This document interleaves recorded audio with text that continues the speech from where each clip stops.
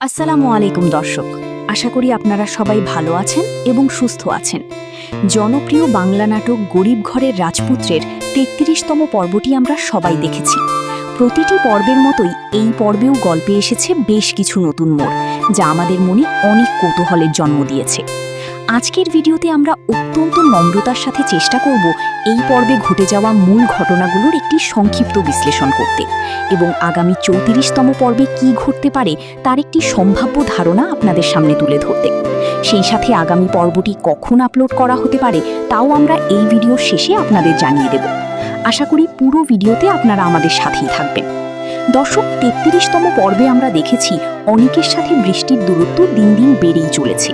মেঘলাকে লক্ষ্য করে যে গুলির ঘটনাটি ঘটেছিল তার পেছনে সাব্বিরের হাত রয়েছে বলে অনেক মনে প্রাণে বিশ্বাস করে, কিন্তু বৃষ্টি নিজের অবস্থানে অনর থেকে দাবি করে যে সে এর কিছুই জানে না। অন্যদিকে মেঘলার প্রতি রাতুলের আক্রোশ আরও তীব্র রূপ নিয়েছে। সে তার পরিবারের সদস্যদের বোঝাতে সক্ষম হয় যে মেঘলা বেঁচে থাকলে তাদের এই বিশাল বাড়ি এবং সম্পত্তি হারাতে হবে, তাই মেঘলাকে পৃথিবী থেকে সরিয়ে দেওয়াটা তাদের জন্য কতটা জরুরি তা আমরা এই পর্বে দেখতে পাই। সবচেয়ে বড় উত্তেজনা তৈরি হয় অনিকের জমির দখল নিয়ে। ওমর জাফরের নির্দেশে সাব্বির যখন অনিকের জমি জোরপূর্বক কাঁটাতার দিয়ে ঘিরে ফেলার চেষ্টা করে, তখন অনিক সেখানে দলবল নিয়ে উপস্থিত হয়। পরিস্থিতি চরম উত্তেজনাকর হয়ে ওঠে যখন সেখানে খোদ ওমর জাফর চৌধুরী হাজির হন এবং অনিককে হুমকি দেন। কিন্তু গল্পের আসল মোড় ঘুরে যখন বৃষ্টি সেখানে আসে এবং সাব্বিরকে অনুরোধ করে অনিকের জমি ছেড়ে দিতে।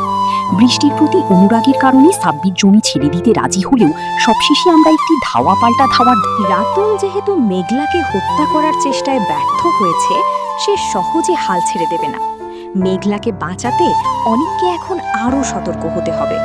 তবে অনিকের আত্মসম্মানবোধের কারণে সে শালিমার দেওয়া বাড়িতে না থেকে মেঘলার ভাঙা ঘরেই আশ্রয় নেওয়ার সিদ্ধান্ত নিয়েছে।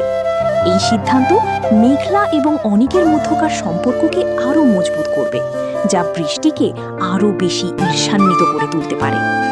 ওমর জাফর চৌধুরী একজন অত্যন্ত প্রভাবশালী এবং বিপজ্জনক মানুষ। সাব্বির বৃষ্টির কথা শুনে অনিকের জমি সাময়িকভাবে ছেড়ে দিলেও ওমর জাফর তা সহজে মেনে নেবেন না। তিনি অনিককে চিরতরে সরিয়ে দেওয়ার জন্য নতুন কোনো বড় ষড়যন্ত্র করতে পারেন।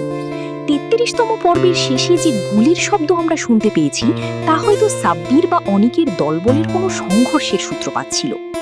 দর্শক, আপনারা অনেকেই জানতে চান যে গরিব ঘরের রাজপুত্র নাটকের পরবর্তী পর্বটি কখন ইউটিউবে আপলোড করা হবে।